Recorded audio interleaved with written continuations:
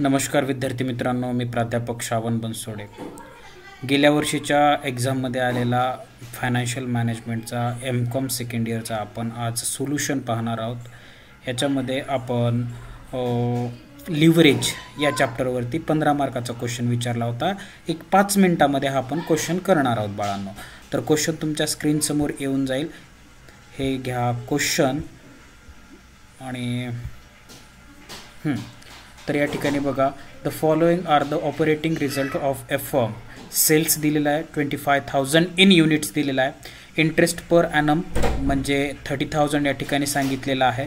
Selling price जी सांगितलेली आहे, एका युनिटची सेलिंग प्राइस 24 रुपीज आहे। टॅक्स रेट जे दिले ते 50% दिलेले आहेत बाळांनो। आणि व्हेरिएबल कॉस्ट सांगितली आहे पर युनिटमध्ये 16 रुपये पर युनिट। आणि नंबर ऑफ इक्विटी शेअर्स जे सांगितलेले आहेत त्या ठिकाणी 1000 इक्विटी शेअर सांगितलेले आहेत। फिक्स्ड कॉस्ट किती सांगितली आहे तर पर ॲनम सांगणार आहेत 80,000। ओके, आणि या इन्फॉर्मेशनवरून we have to calculate operating leverage and financial leverage. ह्या दोनच गोष्टी काढायच्या बाळांनो। तिसरी कंबाईन लिव्हरेज तुम्हाला काढता येणारच आहे। ओके, शिकला आहात तुम्ही तरीसुद्धा बघूया। या ठिकाणी क्वेश्चन आहे, बघूया।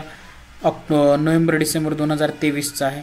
सो फर्स्टली काय घ्यायचं बाळांनो, सेल्स किती आहेत 25,000 सेल्स आहे, बरोबर आहे, युनिट्समध्ये आहे। आणि एक युनिट किती रुपयाला विकला या ठिकाणी बघू शकता आपण, 24 रुपयाला एक युनिट विकलेला आहे। 24 रुपयाला एक युनिट आहे। तर या ठिकाणी बघू शकता आपण, हे पहा 24 रुपयाचा एक युनिट आहे आणि विकलाय किती रुपयाला, त्या ठिकाणी त्यांनी 24ला विकला। 1 मिनिट हायलाइट, ठीक आहे। आणि युनिट्स किती आहेत 25,000। 24 मल्टिप्लाय बाय 24 रुपीज करा, येऊन जाईल तुमचं 6 लाख इन रुपीजमध्ये। ओके, व्हेरिएबल कॉस्ट किती सांगितले हे पहा, व्हेरिएबल कॉस्ट किती 16 रुपये। युनिट किती आहेत तुमचे 25। ओके, बरोबर आहे, मल्टिप्लिकेशन करा, येऊन जाईल तुमची या ठिकाणी व्हेरिएबल कॉस्ट 4 लाख रुपये। क्लिअर आहे। त्याच्यानंतर सेल्समधून आपण व्हेरिएबल कॉस्ट मायनस केल्यानंतर जे काय मिळतं त्याला म्हणायचं कॉन्ट्रीब्युशन। ठीक आहे, किती कॉन्ट्रीब्युशन करणार आहे ते, तर 6 लाखामधून 4 लाख गेले, राहिले किती हो 2 लाख येणार आहे कॉन्ट्रीब्युशन। ठीक आहे, त्याच्यामधून लागलीच फिक्स्ड कॉस्ट कुठेतरी दिलेली असते, या ठिकाणी हे पहा फिक्स्ड कॉस्ट सिम्पली मायनस करा कॉन्ट्रीब्युशनमधून, तुमचं येऊन जाईल EBIT, earning before interest and tax. Okay, fixed cost आपण जर कॉन्ट्रीब्युशनमधून लेस केली तर आपली EBIT येऊन जाईल 1,20,000 रुपये। ठीक आहे, त्याच्यामध्ये इंटरेस्ट दिलेला असतो कुठेतरी, मग क्वेश्चनमध्ये हे पहा इंटरेस्ट किती सांगितलं आहे 30,000 अगेन काय करा, इंटरेस्ट या ठिकाणातून मायनस करा। हा चार्ट जर आला तर तुमचं क्वेश्चन 100% करेक्ट आला म्हणून समजायचं। इंटरेस्ट मायनस केला, EBT येऊन जाईल earning before tax. Okay, earning before tax किती आलं तुमचं 90,000, 90,000 रुपये आलं तुमचं EBT, अर्निंग बिफोर टॅक्स। आता 90,000 आपण टॅक्सेस काढूया। ओके, सेल्समधून व्हेरिएबल कॉस्ट लेस केली, त्याच्यानंतर जे आन्सर आलं त्याला आपण कॉन्ट्रीब्युशन म्हटलं।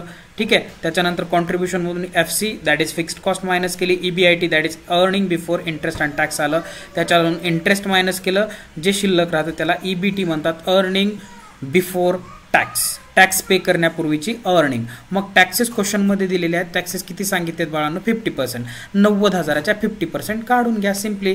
90,000च्या 50% जेवढं म्हणले तेवढं आपल्याला माहित आहे, 90%च्या 50% किती येऊन जाईल 45, अर्ध। ओके, मग हे टॅक्सेस लेस करा, जे टॅक्सेस लेस करून जे शिल्लक राहतं त्याला म्हणायचं net profit after tax, that is earning after tax. Okay, PAT सुद्धा म्हणतात, प्रॉफिट आफ्टर टॅक्स किंवा अर्निंग आफ्टर टॅक्स हे सुद्धा म्हटलं जातं। हा चार्ट जर समजला तर डेफिनेटली तुमचा लिव्हरेजचा एकही मार्क कुठेही जाणार नाही। ठीक आहे, काय सेल्स त्याच्यामधून व्हेरिएबल कॉस्ट लेस करा, क्वेश्चनमध्ये दिलेली असते। युनिट्समध्ये दिलं तर रुपीजमध्ये कन्वर्ट करायचं आहे। बघा इथं सेल्स 25,000 युनिट्समध्ये दिले, आपण रुपीजमध्ये कन्वर्ट केलं, काय करायचं selling price per unit multiply करायचं, येऊन जाईल तुमचं सेल। व्हेरिएबल कॉस्ट सुद्धा युनिटमध्ये सांगितलं बाळांनो।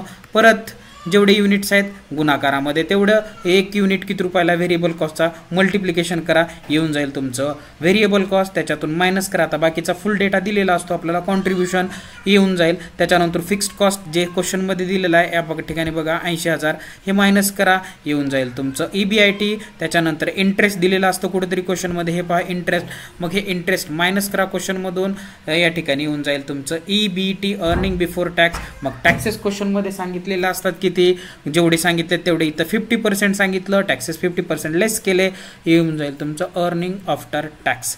मग पहिल्यांदा कॅल्क्युलेशन कशाचं करा म्हणले बाळांनो, ऑपरेटिंग लिव्हरेज. ऑपरेटिंग लिव्हरेजचा फॉर्म्युला आपण सर्वांना ज्ञात आहे. काय फॉर्म्युला आहे, contribution divided by EBIT. Contribution divided by EBIT. Contribution किती आहे क्वेश्चनमध्ये बघायचं, हे पहा किती आहे, 2 लाख रुपये, जशास तसं घ्या 2 लाख. हां, त्याच्यानंतर EBIT कुठं आहे, EBIT हे बघा इथं आहे, किती आहे EBIT, 1,20,000 घेतलं, 1,20,000, मग 2 लाख भागाकारात 1,20,000 करा, येऊन जाईल तुमचं final answer, that is operating leverage 1.67. Okay, operating leverage आलं.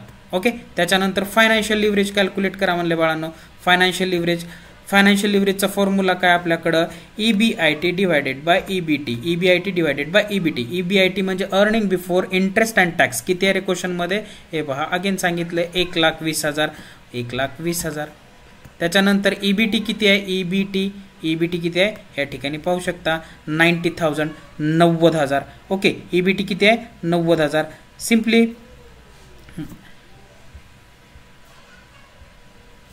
हां 90,000, 1,20,000 भागाकारात 90,000, फायनान्शियल लिव्हरेज तुमचं येऊन जाईल 2.22 टाइम्स. ठीक आहे, आता कंबाईन लिव्हरेज तुम्ही कॅल्क्युलेट करायचं आहे आणि कमेंट बॉक्समध्ये तुम्ही मला सांगायचं आहे कंबाईन लिव्हरेज कसं आलं, किती आलं.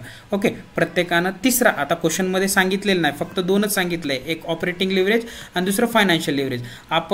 तुम्ही लोक हुशार आहात, C सेक्शन कॅल्क्युलेट करा, दॅट इज कंबाईन लिव्हरेज, आणि कमेंट बॉक्समध्ये त्याचं आन्सर टाका.